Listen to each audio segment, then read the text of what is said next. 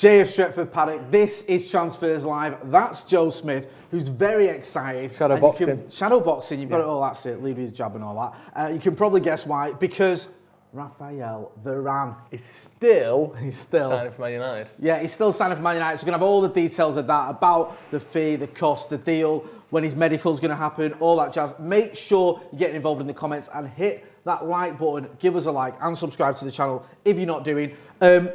We've already gone live today, haven't we, for quite a substantial amount of time. Yes. Because what seems like a sort of lifetime ago, I did the news this morning. You know, Varane could be happening, looks like it's moving forward. A couple of other stories as well that we'll get into shortly, because there are other stories other than Raphael Varane, so we'll have some updates on other potential transfer targets and some outgoings as well for Manchester United, so make sure you stay tuned for that. Yeah, fairly run-of-the-mill news. You know, Varane looking good, you know, went home.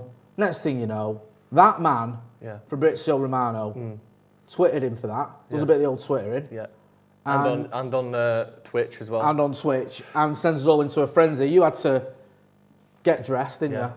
For once. Yeah. Run down here, go live, give us an update. So wash the Nutella off first, then run down here. Exactly. Then get dressed. It's really hard to get the Nutella. It is because it sticks to the hairs. Yes, the crevices. So, so we'll go back to that. We're going to give you an update as well. You can see, oh, there you go. So, Fabrizio Romano, there's a tweet there. Manchester United are preparing paperwork for Raphael Varane. Done deal, as reported today. Official announcement after details will be sorted. Fee around €50 million. Here we go. Varane camp still waiting for quarantine rules, but he's expected to fly to England this week. We have a bit more of specifics. Yeah, we're going to get into the nitty-gritty of the actual sort of nuts and bolts of the deal, and also how long it's structured for. Sorry, that just threw me then, because it was saying that the video wasn't on. But yeah, we'll get into all that. We'll find out the structure of the deal. We'll find out the when the medical's going to be and all that sort of stuff. So, for starters, Joe, go back to when you went live. Fabrizio Romano says, here we go.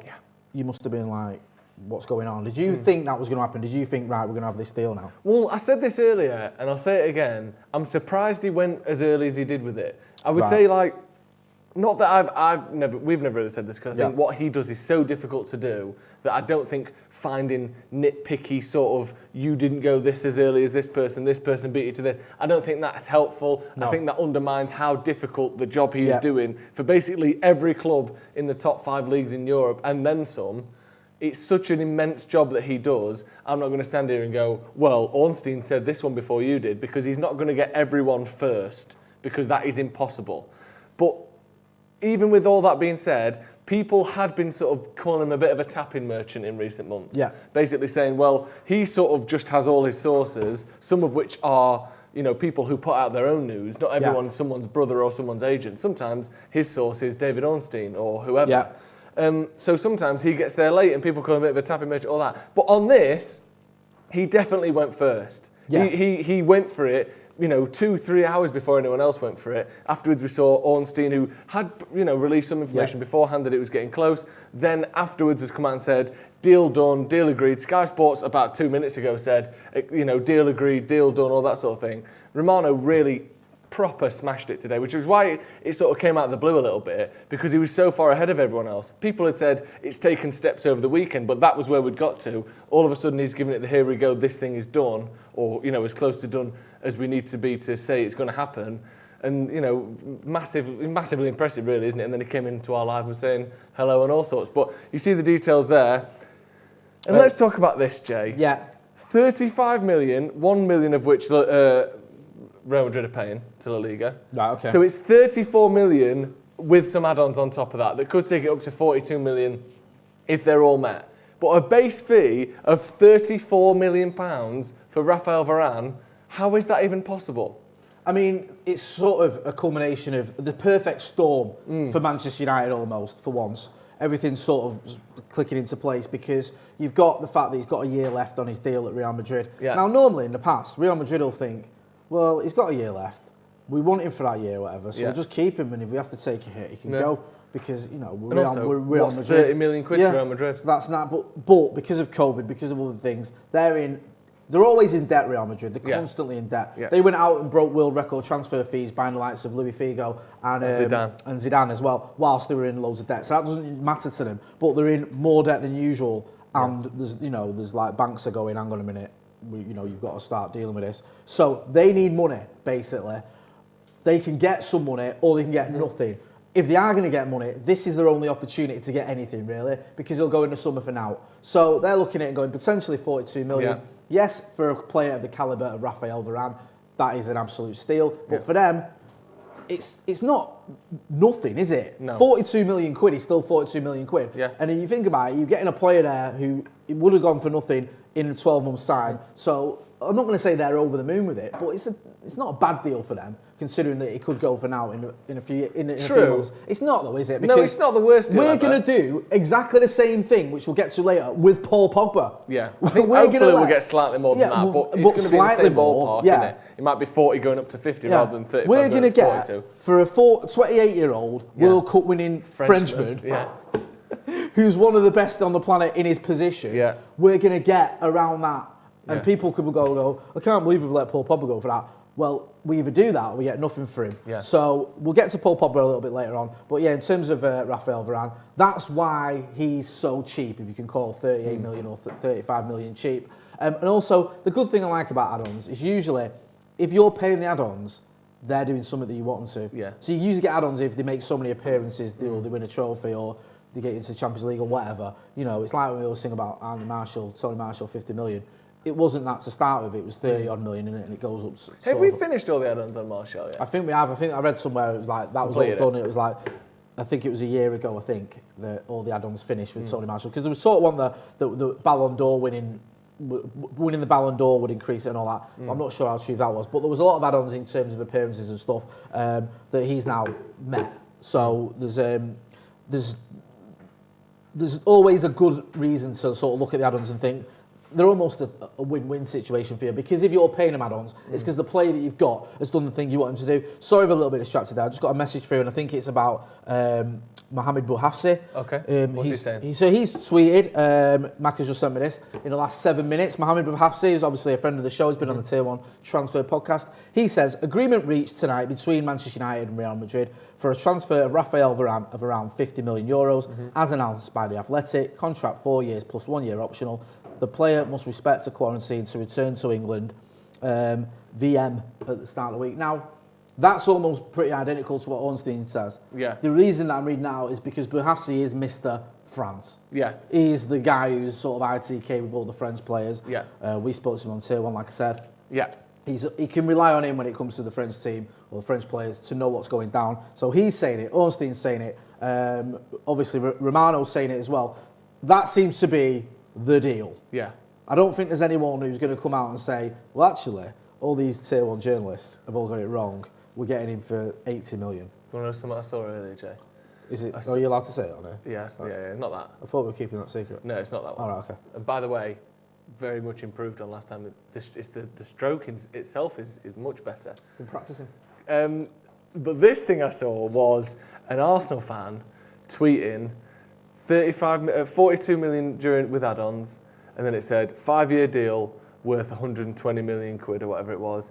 Overall transfer fee 145 million, 165 million. Not such a cheap deal now, is it? Well, what's that?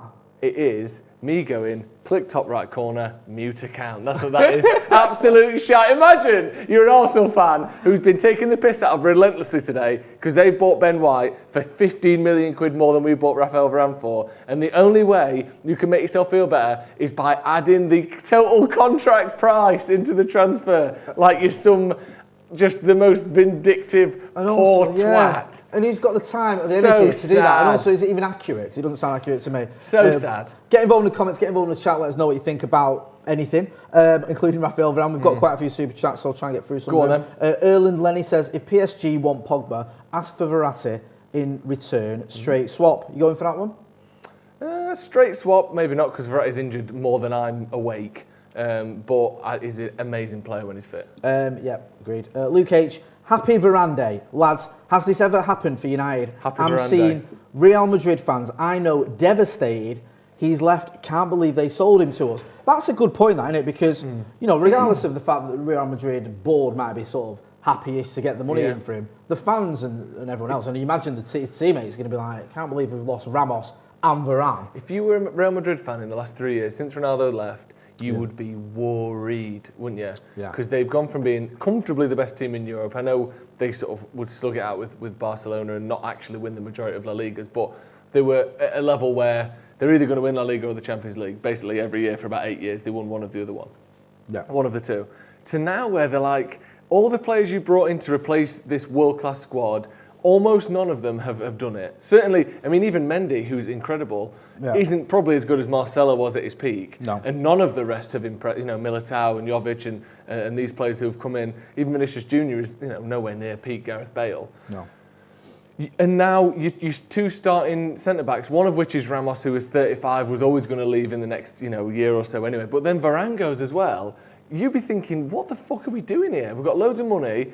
Honestly, I bet they feel like United fans did in about 2015. Do you know when like Vidic and Ferdinand, and then we know Rooney's about to go and Evra's gone, and excuse me, and Carrick was basically a coach at that point. It was like, if we don't get this right, we might be fucked for a decade here, and United have been. Yeah. Now, it wouldn't surprise me if Real Madrid did either, because they got to the end of a golden generation of players where, in the noughties, let's be honest, they had underachieved. Yeah. With all these Galacticos, they won one Champions League in that time and a couple of Serie A's, La Ligas. Yeah. And then all of a sudden they got it right with Ronaldo, Ramos, Marcelo, Modric, Kroos, these players. And now they look like they're really struggling at the minute, Real Madrid. And it's hard to see where their next sort of great team's coming from, because all of their best players are still the sort of hanging on players from 4 or 5 years ago. Yeah. So yeah, if you were them, you'd be really worried. I mean, you're right, and they sort of shot the shot, didn't they? Yeah. A few seasons ago when they went for like Hazard, Militao, Jovic, Mendy, Rodrigo. They spent, I think, about 350 million euros. Yeah. All right, they brought in about 100 odd million euros as well. But when they spent all that, and I think they won the Liga that season, but they didn't work out a lot of those signings. No. And it was like, then all of a sudden, COVID hits, you haven't got that money anymore, you can't go again. They've just spent loads of money on upgrading their stadium as well, so that's another huge outlet. So it isn't, like you say, this is one of the sort of darkest times for Real Madrid I can remember as a sort of looking from afar, because Real Madrid have always been able to, I mean, don't get me wrong, they've had spells before where they didn't win the Champions League for ages, like you were saying. Galacticos sort of went underachieved for a little bit. I think, for me, when they let go of Claude Makélélé, I thought it was just one of the most ridiculous decisions that anyone's ever made. But yeah, it feels like this could be a real sort of turning point. The thing with Madrid, and they need to. Sorry. So I just want to say they need to reboot almost. Yeah. The thing with Madrid is, even during the Galacticos time, when I think it was 2001 was the last Champions League, and then the next one was 2014 or whatever it was. Even during that period, they had this veneer of competence, where they were like, here's what we've got going on. Look at these players: Figo, Zidane, Beckham, Ronaldo. Like, we've got these, like, fucking hell. Like, we didn't actually win that much, but they always felt good. Yeah. They always felt right. And then obviously when Ronaldo went there, things actually clicked into place. But yeah, at the minute it's really tough for them, and not that I particularly care, to be honest, because it maybe improves United's chance of winning the Champions League in the next 2 or 3 years. But yeah, if you're a Real Madrid fan, I would not be happy to see this, because I don't think they've had the same drawn-out situation we were, compare it to the Pogba situation at United. But as far as I'm aware, there haven't been constant rumours and his agent coming out every 2 months saying he's going to leave for the last 5 years, like we've had with Pogba. No. And he has actually won everything there is to win at Real Madrid. So, it's not quite the same, is it, in terms of like, I think United fans, a lot of United fans would kind of go, right, okay, Pogba's gone, fair enough. If you're a Real Madrid fan, you'd be thinking, hey, we're losing everyone here. No, I completely agree with all that. In the super chat, Abhinav Pandy, says, Ollie seems to be quite hands-on during transfers and actually explaining his project.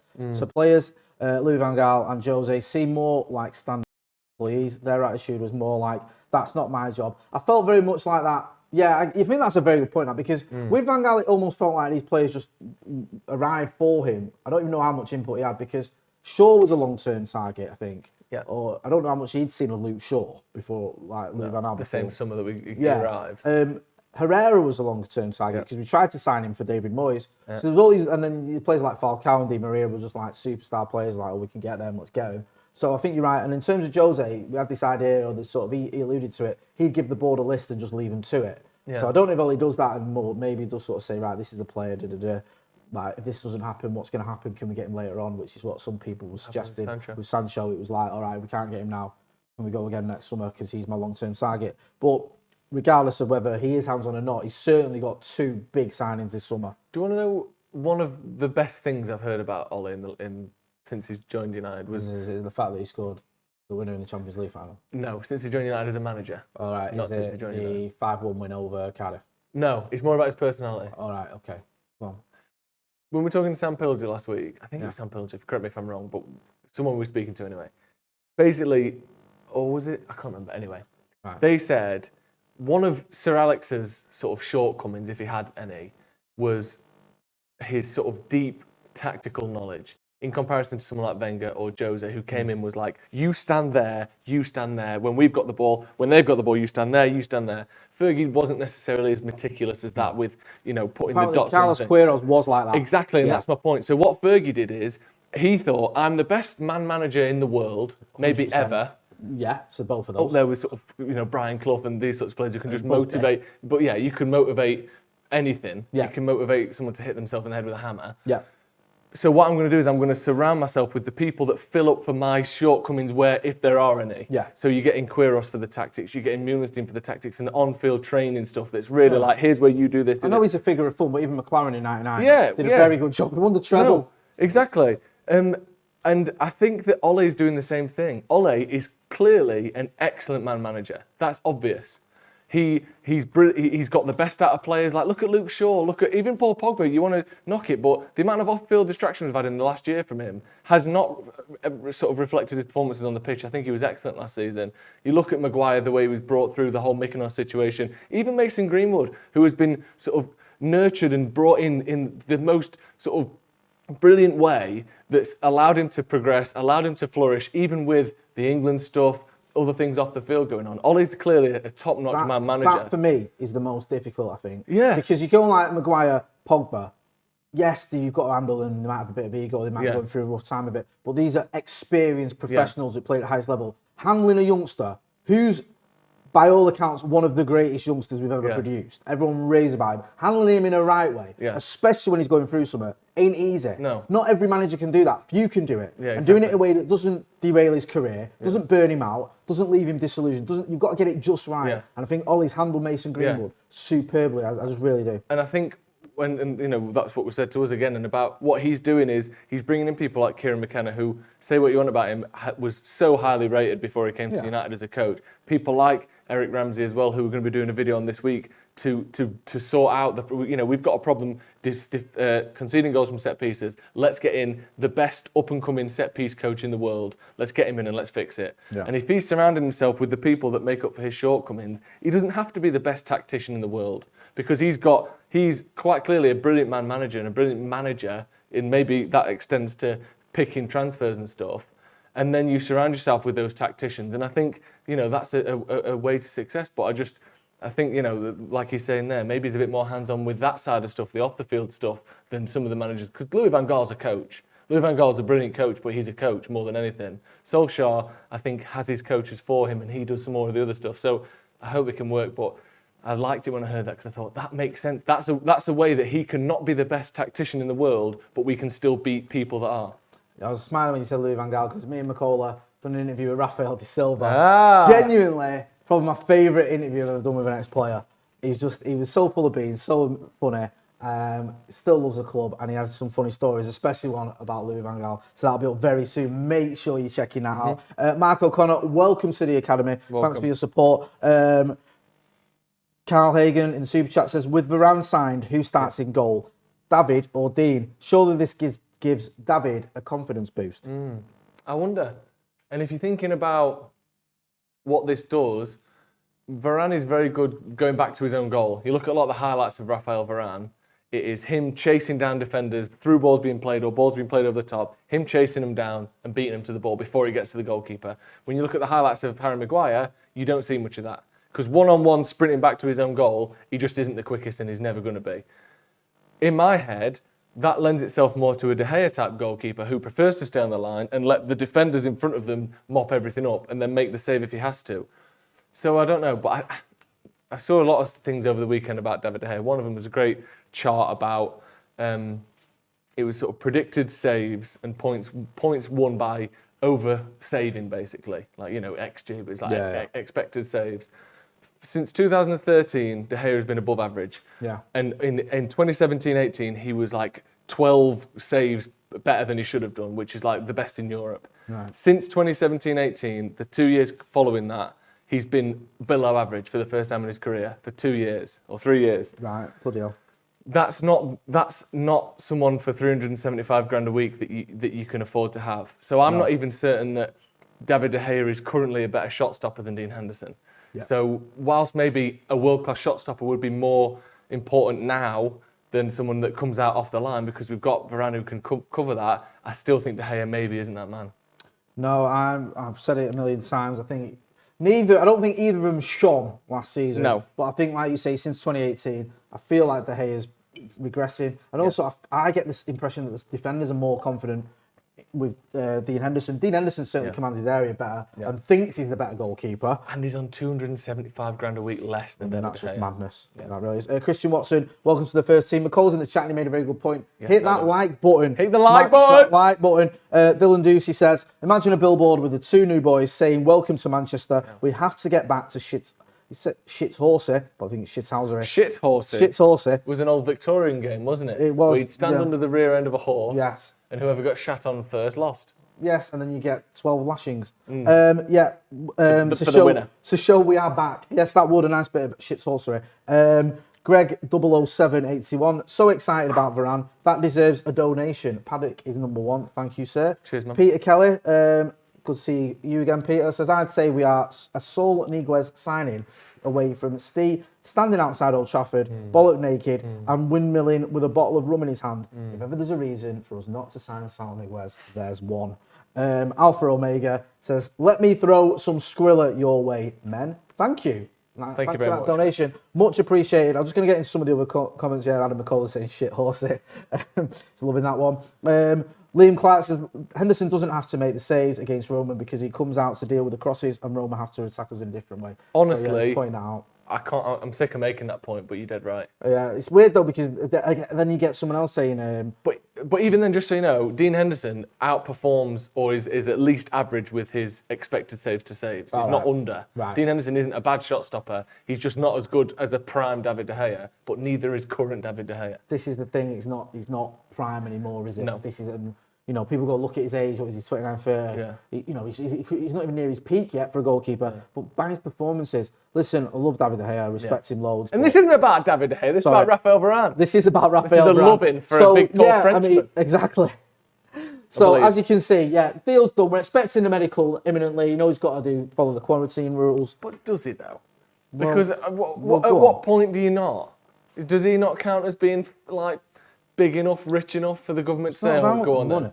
Oh, is it not? Sorry. COVID-19 doesn't differentiate between who's rich and who's poor. No, but the fucking government do when they're letting people in because they're a CEO of a I don't even believe any of that, by the way. If you right, Varane, register yourself as self-employed, become a CEO of your own company, and our government will let you in without having to quarantine. Clever thinking. Yeah. 4D chess, my mate. You can have the fucking medical tomorrow morning. Be at my house for tea by 1:30.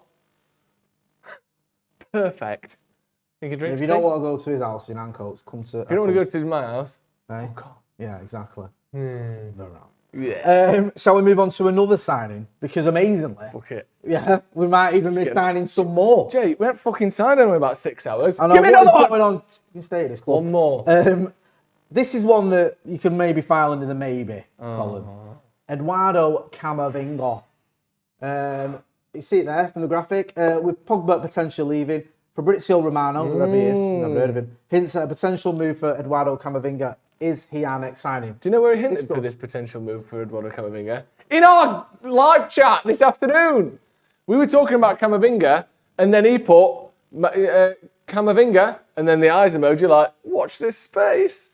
So I reckon we're going back in for Camavinga. I think it was sort of tongue-in-cheek, but he knows what it wasn't he's doing. Here we go or anything. No. It was just like, have a look. But he knows what he's doing, doesn't he? He's not saying it. That seems like the next potential sign. I don't know, though. I still feel it's not anywhere near as likely as Varane was a couple of weeks ago, where we had a real feeling that was going to happen. Obviously, Sancho, I don't need to go into. But Camavinga, it's one that it almost came out of nowhere a little bit, didn't it, a couple of months ago? Yeah. No one was really thinking we were going to go for him. No. And then all of a sudden it was like, I think he's got a year left on his deal. He's only 18 years old. But highly sought after, highly respected. I think Real Madrid, Bayern Munich, everyone basically, PSG of course, have all been looking at him, wanting him.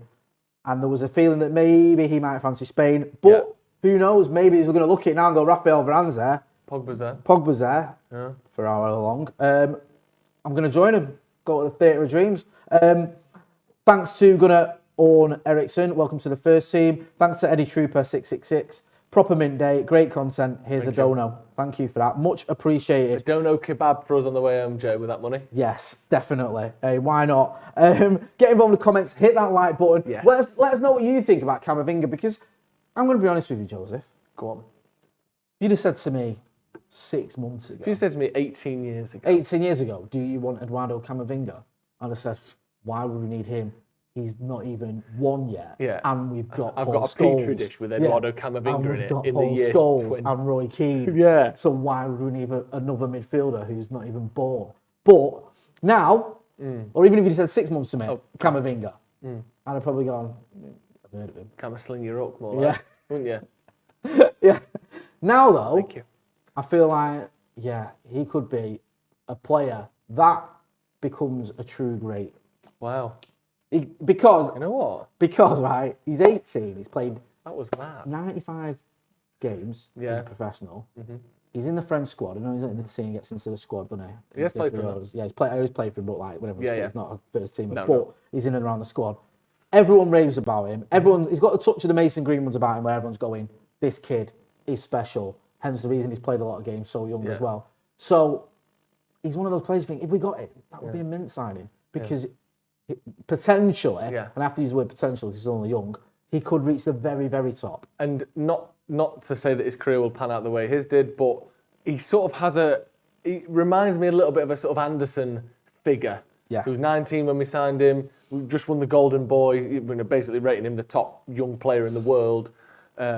One of those players that just, not the same type of player at all, but both sort of excellent dribblers as well, both very good on the ball. The same kind of level of hype where people were going, Anderson could win the Ballon d'Or. Yeah. Never really worked out for him for a multitude of reasons. But it almost reminds me of that in terms of the stature of him for his age. Yeah. He always really high up on those lists.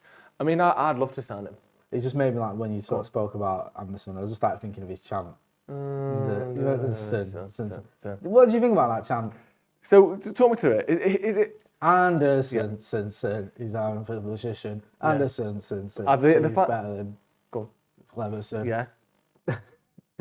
Hold on a minute. Go on, you got it. Just get to the last line. Just get to the fucking last line. He is fucking dynamite. First of all, he is classed with a brass, and I'm trying to remember, and he shits on Fabregas. It's not that matters. It's the fact that that's like Agadoo song. Yeah. By Black Lace.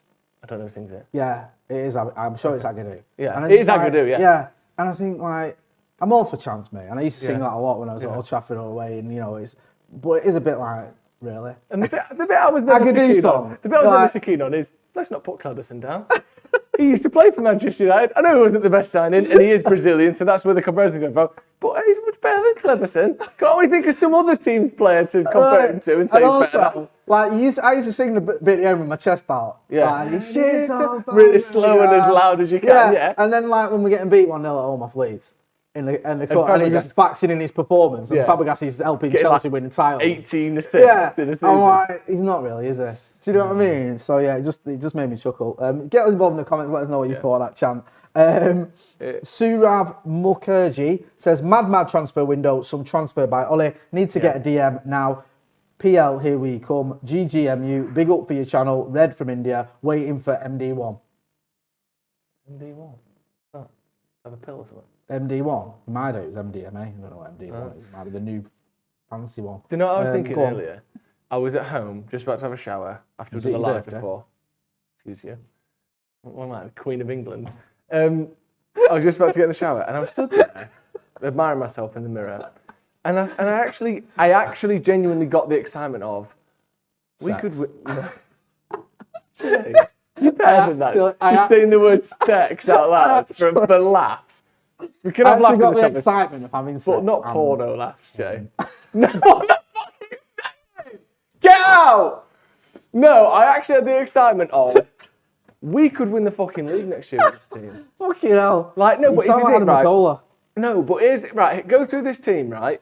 Go through it with me. Let's say it's Henderson for the sake of Oh, argument. sorry, MD1 is match day 1. Sorry. Oh, of course. Dicko. Right, let's go through this team. Henderson, Wan-Bissaka, Maguire, Varane, Shaw. Switch them two around, doesn't matter. Midfield, and, you know, this could change, obviously, and I'm aware of that. Pogba, Fred, Bruno Fernandes, Rashford, Cavani, Jadon Sancho. That is as good a starting 11 as anyone's got. Yeah. We are a bit of luck with injuries. You know, if that team that I just said there, you know, maybe we have to replace Paul Pogba, whatever, but just keep him for now. If that team can start 25 games together next season, I think we'll win the league. I think, you know, Cavani is a little bit injury prone, so there's a hiccup there. Same with Paul Pogba. Varane's been much better in recent seasons, but in the past has missed a lot of games. Luke Shaw, again, is, you know, I hate to say it, sort of can be injury prone as well in the past. But if that team can start 25 games together, I think they win 19 of them. Honestly, I think that's a sensational starting 11. As good as we've had, on paper, since 2013, easy, maybe not better than, but comparable to that team. I think you're right. I just think that, for me, though, I still feel that you can't just ignore that DM thing. Yeah, I don't disagree with that. And I think that we go, Varane is mint, Maguire's mint, Pogba's mint, Bruno's mint if Pogba stays, obviously. Yeah. So, but someone has got to be in front of that defence. Yeah. Who's going to get hold of the ball and just do simple things. Just put a tackle and get hold of the ball, give it to Pogba, give it to Bruno, or give it to Rashford or whoever. Yeah. Do you know what I mean? I still feel we need that. And I feel like it's great and you can go, do you know what? We're mint now. We've got all these players and we've got Sancho, we've got Rashford, you've got Cavani, all Greenwood, you've got Bruno, you've got Pogba, you've got this defence that's great. But every sort of Premier League winning team has had that player, has had that DM. In recent every seasons, single one has. Like, whether it's City with Fernandinho, whether it's the Scousers with Fabinho, whether it's Leicester with Kante. Whether before that Chelsea with Matic. Or and with Kante, yeah. That's been the one thing that no one's ever got away with. You can look at Leicester and you go, well, they didn't have a world-class back four, or they didn't have a world-class 11, but they had a fucking world-class DM. The last team that didn't was probably United in 2013. 100%. I mean, we know Michael Carrick, but but you know what, though? But he wasn't a DM. He wasn't. He did that like role, those. It wasn't like a Matic or a Kante. No, but he read the game so well. Did. And if you remember, like, Ferguson was so scared of dropping him. Yeah. Like, there was a time when we played Chelsea in the FA Cup, and Ferguson, I think he dropped him for that and played him against Sunderland in the league because he was like, we have to win the league. Yeah. That's our be all and end all. Because we were so reliant on him. But yeah, he wasn't a similar player, but he played in that position. Yeah, it was just very different in the way he approached it. No, but you're right, there's not like... everyone's had a tackling CDM in their position. And we haven't... I mean, we're trying to play Fred and McTominay together as that. There's a question about, actually. It says, Gilad Distelman, hello from Israel. Sorry for killing you, Jesus. Oh, right, okay. Forgiven. There he goes. Who would you pick, Fred or McSauce? See, I put Fred in that team just going through it because I do think he's... Sorry, Macca, I forgot Martial. Yeah, we've got Martial as well. Yeah.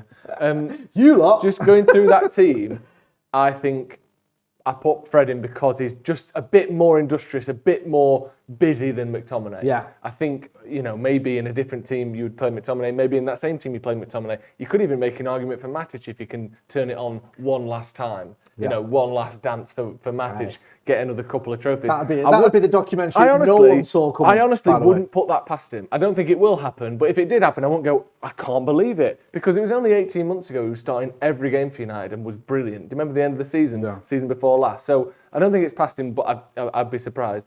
But I just think Fred's got a bit more about him to go with those two. He's just a bit more industrious, just a bit nippier, a bit, you know, more energetic than McTominay, isn't he? I like Fred, but I'd be lying if I said you can just ignore the fact that there was like 3 games on the trot where he literally gave the ball away on the edge of his own box and they scored from it. And I just think, you know, this is a player that's 27, 28. Do you know what I mean? Like, he isn't going to get any better at this, I don't feel. I feel like this is as good as he's going to get with it. Now, he has had some great performances. I remember one against City, the Etihad, I was raving about him. Thought he played very well at Goodison Park last season as well. But I just worry.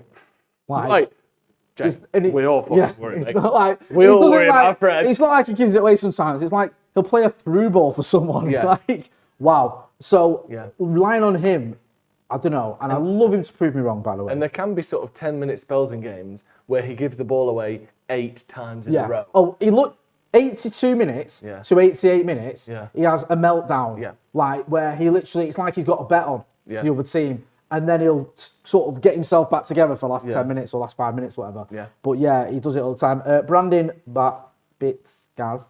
Never send these, but Varane requires it. Love the channel. Keep up the great work. Now on to midfielder, and 21 might be coming. Hey, everyone's saying, you know, there's a lot of rumours from the press, from, you know, not just blokes in the street, that United want more. It's not that this isn't it. More transfers. Give me fucking more. But if you think, we've only spent, and apparently the structure for the Varane stuff is like, we're not even paying it all up front. So we've only spent, even at a maximum, if we paid off the Sancho and Varane today, which we obviously won't, we've spent £105 million. Like, even in a normal year for United, where you go, that wasn't a great transfer market. When we got, you know, Maguire and Wan-Bissaka, we got Dan James as well that season. Who else did we get? We got one more, I think. Even, you know, regardless, that's 145 million. Even on a normal year, which that didn't seem like a big bumpy year where we've got everyone that we needed, we still spent 150 million. So I think that's before we've sold Pogba if we sell him. That's before, you know, there's other, you know, Jesse Lingard is a potential out. I think Martial is a potential out. You know, there's a couple of other potential outs as well. We've still only spent 105 million pounds. So I still think there's another either big or sort of, you know, it's not, I don't think Declan Rice is feasible, but a signing that could improve on Fred or McTominay, I still think there's one in the bank. Whether it is CAMAVINGA, as we were talking about, whether we could get something done for Declan Rice, whether it is Saul Niguez, who I think we'll be talking about in a minute, I think there's one more on the horizon, you know. Maybe. Do you not think? Yeah, I don't know. I feel like it'd be very Man United now to go, right, that's your lot. And that, bizarrely to me, would be, even though we've got 2 class players, would almost be a little bit underwhelming, man. I feel like we've almost gone big enough to get that 21, and I feel like we've just held back a little bit. DC Bissell in the super chat says we're only getting Sancho. Dorothy Bossel in the super chat. Yes, from Strictly. Yeah, Lovely. famous dancer. Yeah, very good. Served her actually once when I was working at Home Sweet Home. Served her. Right. Excuse you. You sound like some East End gangster. Yeah, I'll serve you a knuckle sandwich, darling. No, just served her some drinks. Oh, did you? What did she have? Can you remember? I think it was an orange juice. Who's the most famous person you've ever served? Well, not maybe most. Oh, Ian McKellen. Not Ian McKellen. Sorry. What's his best mate? Bald. Oh, Patrick Stewart. Patrick Stewart. Yeah. Yeah. I interviewed Ian McKellen. Did you? Yeah. Not really the question though. Sorry, just to say. If you're going to say who's better out of Sir Ian McKellen or that Yorkshire bloke with the bald head, probably Sir Ian McKellen, isn't it?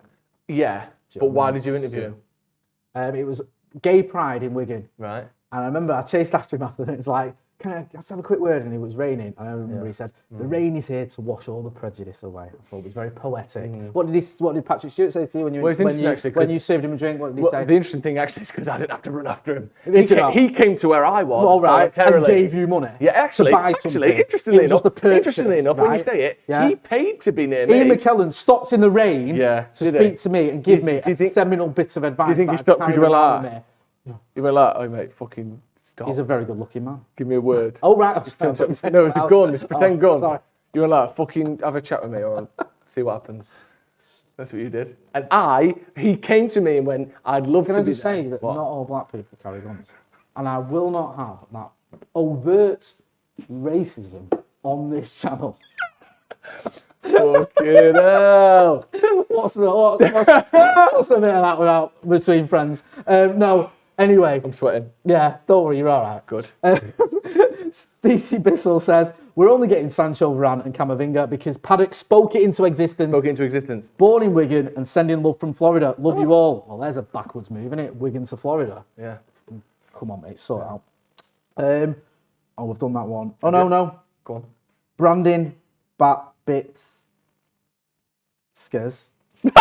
That's not a word. Brandon Bitskers. Babitskis. Come on. Well, now I have to do it again. Way to go, taking your time and sounding it out one syllable at a time, Jay. You got it right, and no one does. Read his name again. Boom, mate. You didn't get it right that last time. I know you didn't. You said it 2 different times. Brandon Babitskis. Perfect. There you go. You said Brandy Biscuits first time. Listen, Mr. Patrick Stewart's Bezzy, you shut your face. Actually. Right, what's up next? Come on. Hang on a minute. Oh. What's happened? Right, sorry, I've already read that one. There's a super chat, let's get confused. Get involved in the chats. Hit that like button as well, and I will get some of the comments as well. Right, who have we had? We've had CAMAVINGA. Oh, yeah. Saul, Niguez. Yeah. Hey? That's what I thought. Yes. It's a happy day today, Jay. You know that. It's not I am proper giddy, It's mate. not often that you sign. Do you know why I'm really giddy?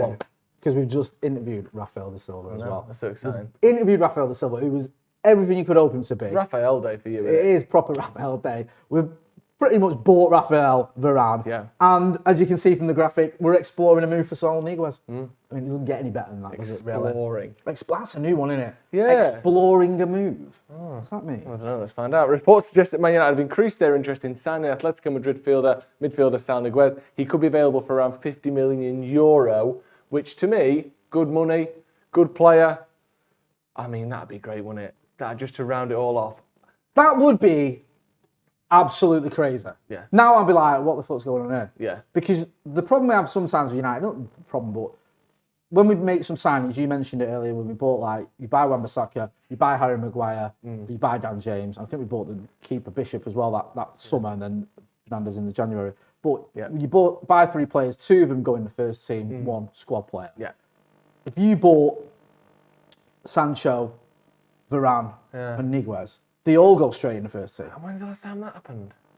Even when we go back to say 2008, you bought, or 2007 summer, sorry. Yeah. You bought Nani, you bought Anderson, you bought Hargreaves, and you bought Tevez. Only Hargreaves and Tevez went into the first team. Yeah. Nani and Anderson, if everyone was fit, they didn't get picked. No. I know they came on a sub. But they weren't first name on the team sheet. We had 60 games, so they got games. Yeah. But they weren't starters. No. Whereas if you bought these 3, and that's what you need, that's probably what we needed to have a title challenge. I think just buying squad players, we did that last season, didn't we?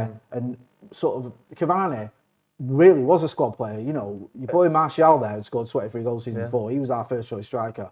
Cavani comes in as backup. Donny van de Beek comes in as backup to midfielders. Sellers comes in as backup to Luke Shaw. And then Facundo Palestre and Amad Diallo are just sort of, ones for the future. Yeah. Now you're looking at it and you're going, okay, we could potentially buy 3 players who go straight into the first team. And do you know who did that last summer, Jay? Chelsea. Yeah, and they won a Champions League with the right manager. Did they that? What? Did they win a Champions League? Did that really happen? Did it not? I'm not so sure. All you remember? It's like one of those things, like some people argue that the Scousers won the title a couple of years ago. Did they? Did they? Because I didn't see it. it. Because all I know is that City didn't win the Champions League last year. I don't know who did.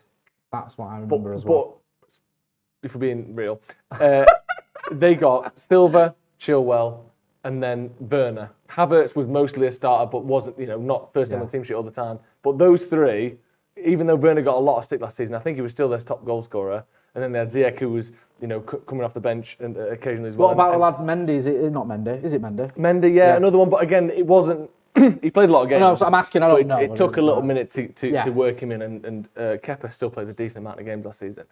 But they actually improved their first team substantially with anywhere between 3 and 5 players. If you want to call Havertz a first team player, obviously he scored in the Champions League final. But they actually improved their first team and they won the Champions League.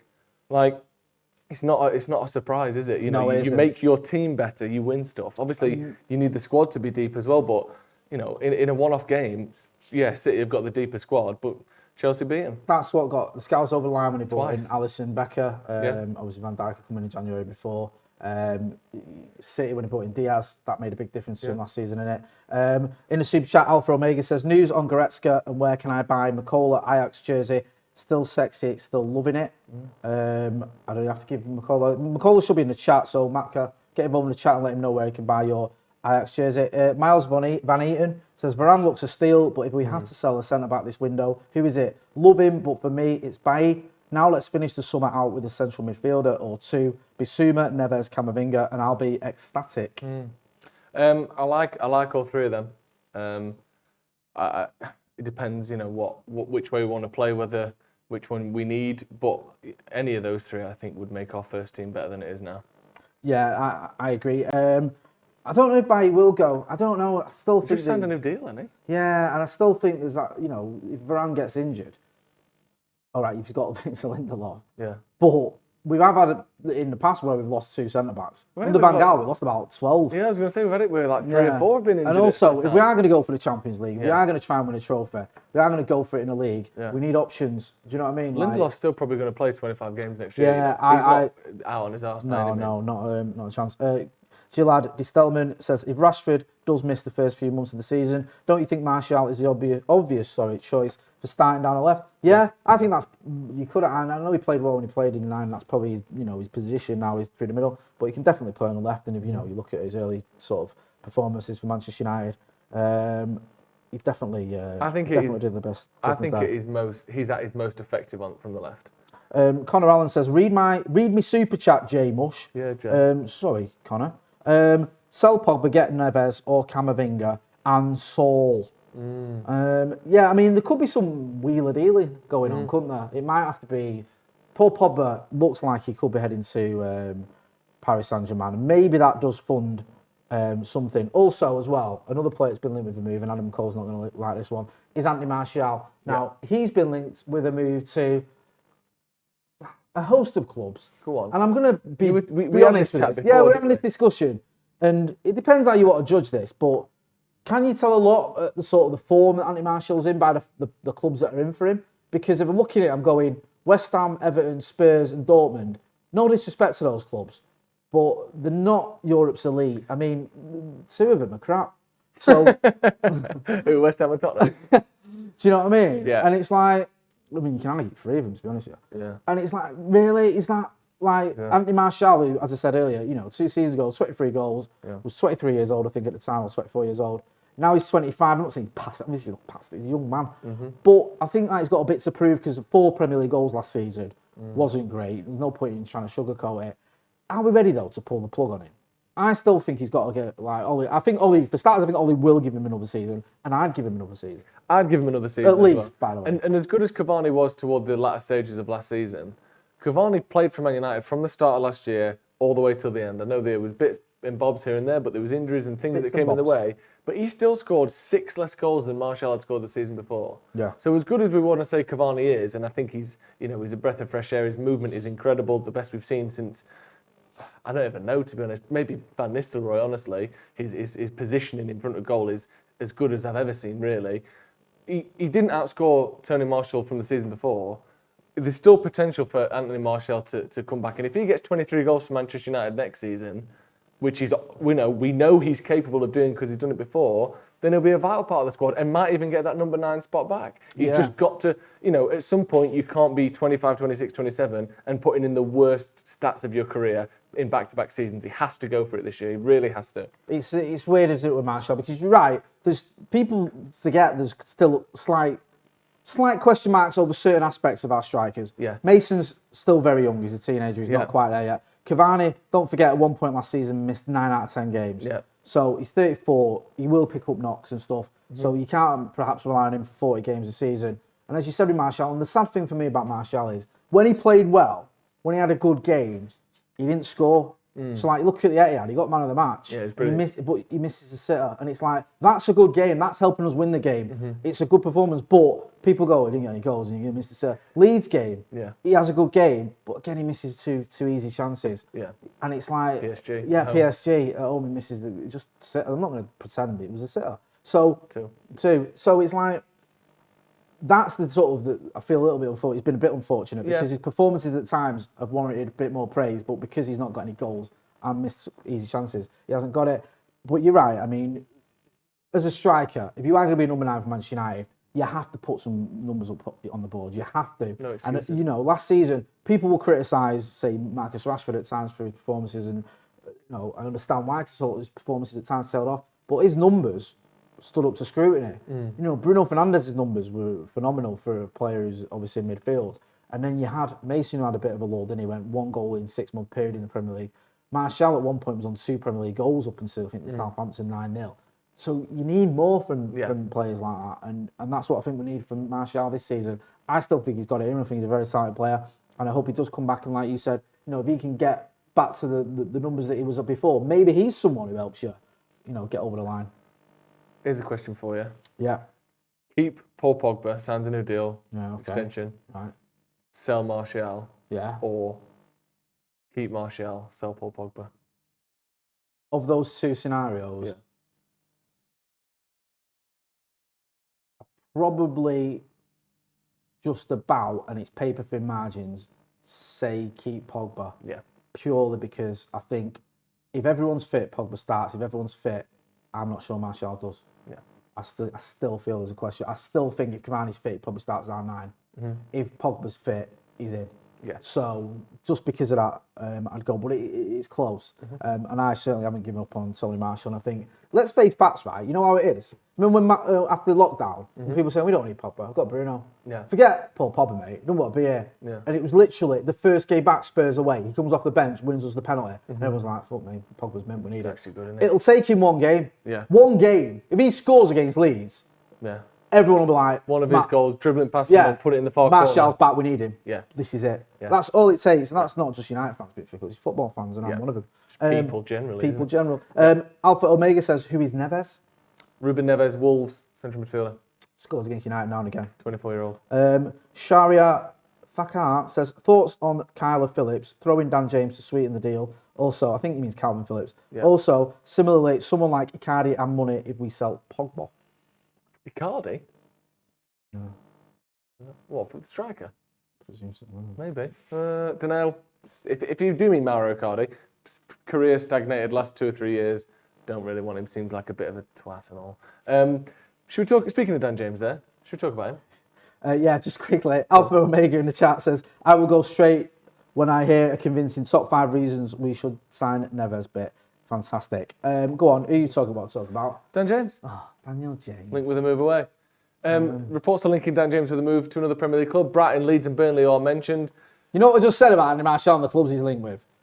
As being an indicator of where he is. I think this is an unfair indicator of Dan James. Well, I'm not saying he's better than Martial, he's not. But say to the folks at home what you said to me before. About Dan James? No, about... And what? About that filthy thing down there. What? Stinging, isn't it? When you go to the toilet. It's like pissing shards of glass. No, what are you saying about Dan James? Yeah, Dan James is the most, does what it says on the tin signing, Manchester United have ever made. I can't think of a player who you go, this is what you're going to get from him. This is what you expect to get. This is the fee you get from a player who does that. And then they go and do exactly that. We paid 15 million quid from a player who played, 17 games in the Championship, right? He was like 21 at the time. He's going to come in for 15 million at 21. You expect him to be a good squad player who can maybe get you a few goals, a few assists per season, plays about 20 games. And that's exactly what Dan James has done. Yeah. He's literally done what you'd expect him to do. I didn't think when we got Dan James, he's going to come in. No. And he's going to be like, Martial, Rashford, you can fuck off. This is my club now. Yeah. I'll take the 7 shirt. Here's your 30 goals a season. There you go. There's your league title. Yeah. And I also didn't expect him to play like 5 games and do nothing. He's not. He's done what he should have done. He's a squad player who's come in, played some good games for us, got us some big wins. More Manchester Derby wins at the Etihad than Pep Guardiola. Don't forget that one. Don't forget that one. But he hasn't become a first team player who's like first name on the team sheet. No. And I didn't think he would. No. And I certainly don't think we should be selling someone who's done what we wanted him to do when we bought him. Yeah. And he's still only 23 years old. Exactly. So it just doesn't make any sense to sell him to Brighton, Leeds or Burnley for what? Like 20 million quid or something stupid. So maybe like £5 million profit. Oh, fucking what do you do? And I'd say something, we're not selling anyone to Leeds. Is that your choice, is it? Yeah. Oh, let's just sell players to our rivals to make them better. Yeah. No, they sell us players like Eric Cantona, like Rio Ferdinand, like Alan Smith. That's how it works. We don't sell them anyone unless we don't want them because they're shit. And Daniel James isn't.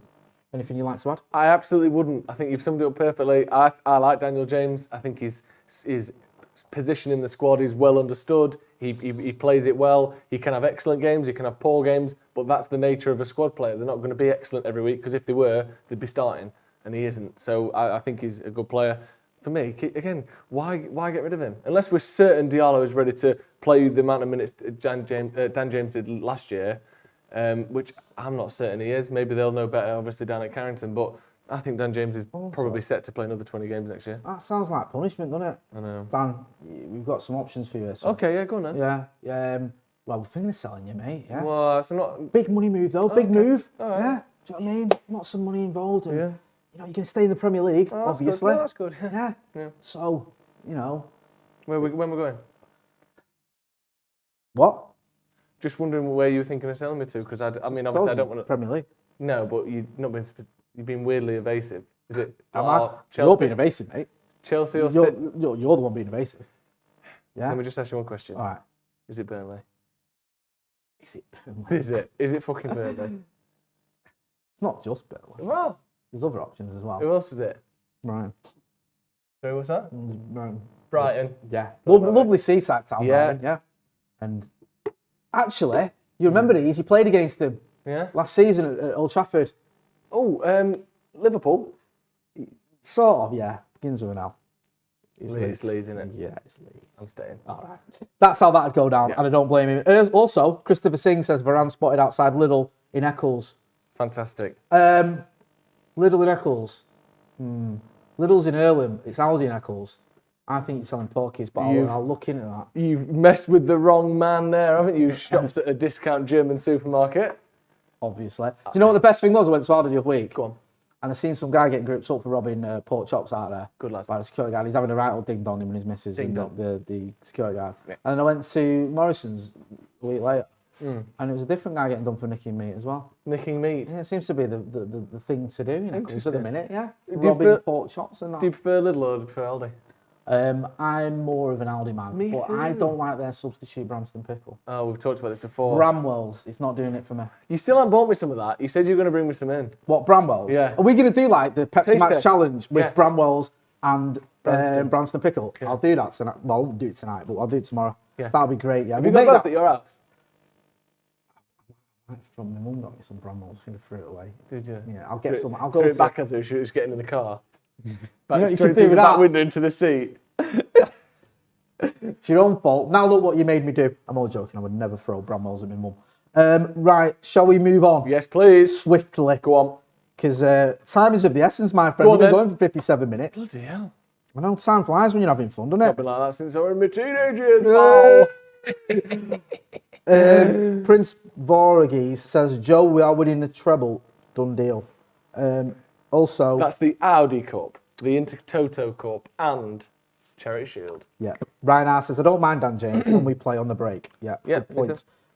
Right, what's our sort of last few stories? Axel Tuanzebe, Newcastle United interested in signing him. With Varane expected to join Manchester United, Axel Tuanzebe might be struggling with getting a game at United. Is moving to Newcastle the best option? If we're honest, Axel Tuanzebe was struggling to get game time at Man United without Varane at the club. Yep. So I can't see how that's going to get any easier.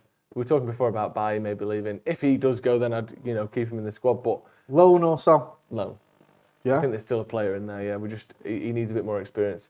I mean, what is he, 23 now? At some point, you got to sort of take the step up. But I'm not quite ready to say that we've should see. He the needs a end big of season this Tuanzebe. season. He does. Because he's not had a good couple of seasons. No, it's not been good enough at all. And really. listen, I love Axel Tuanzebe. We've loved him since he was a youngster. Very, very talented defender.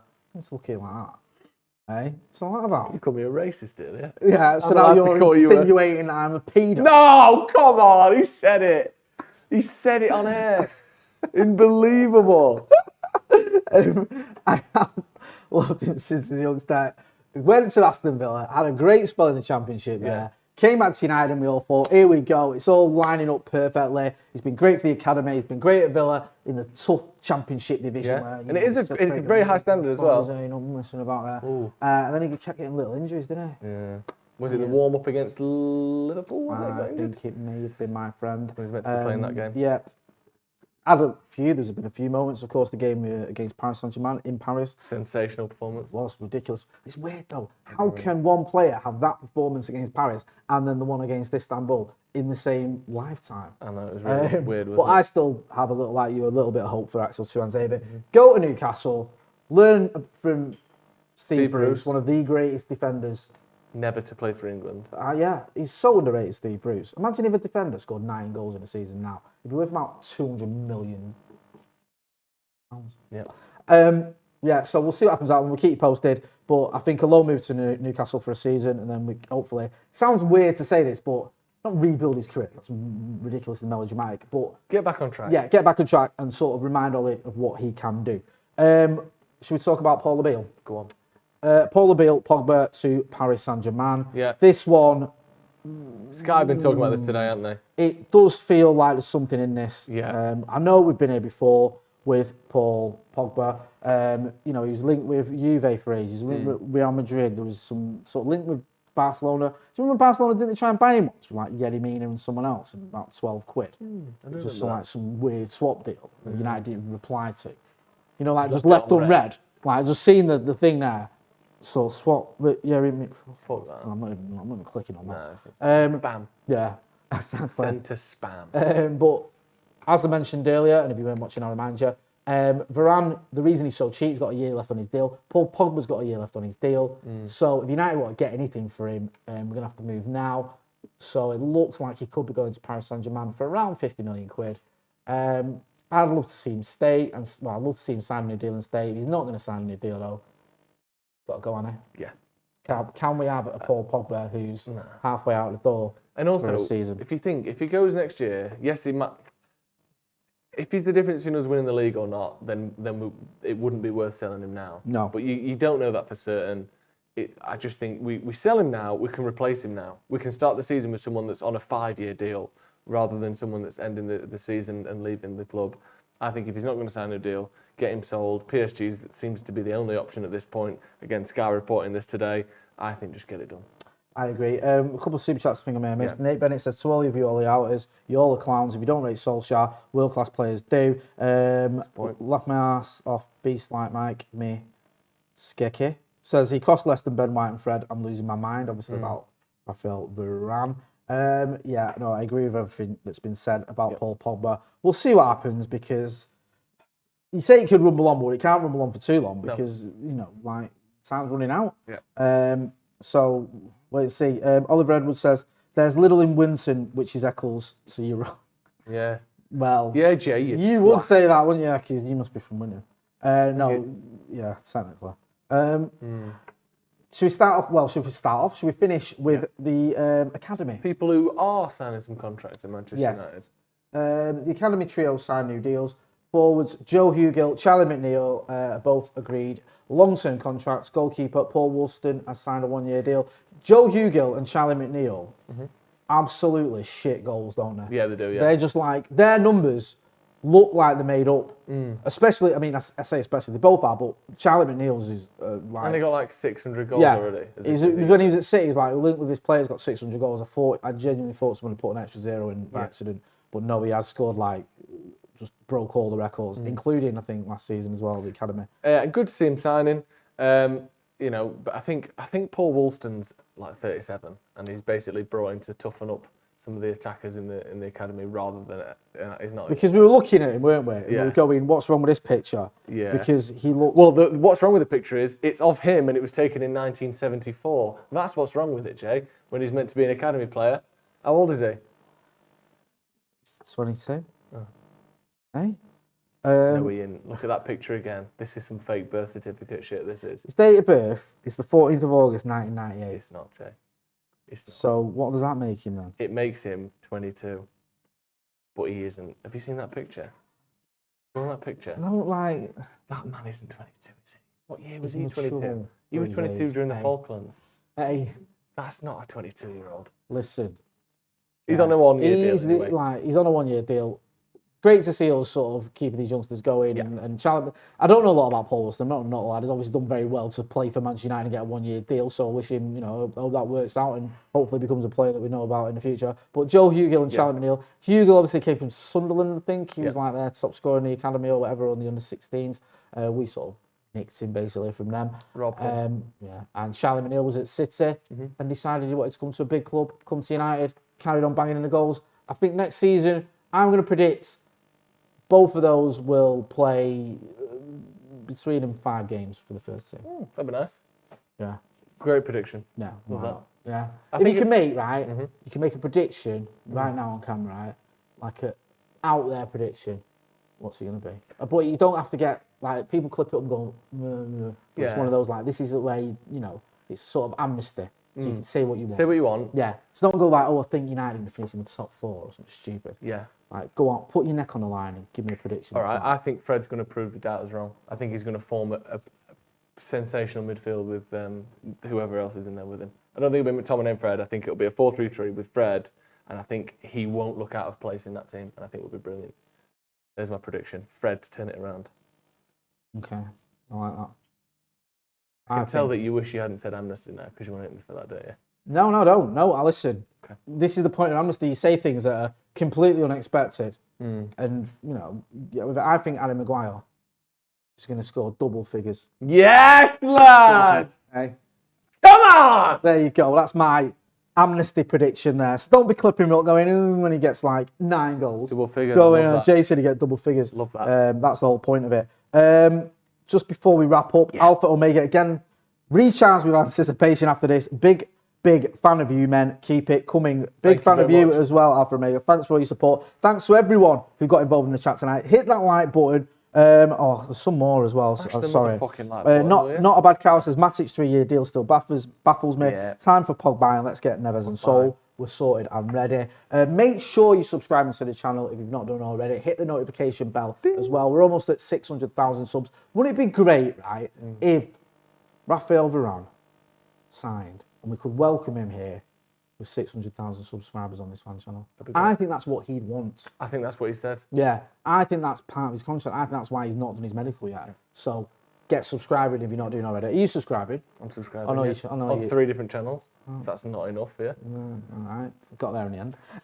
Slightly exposed this afternoon, but everything's been put in order, and I've had some serious words said to me off air. Been exposed in, and you got some serious words. Taking a turn for the worst.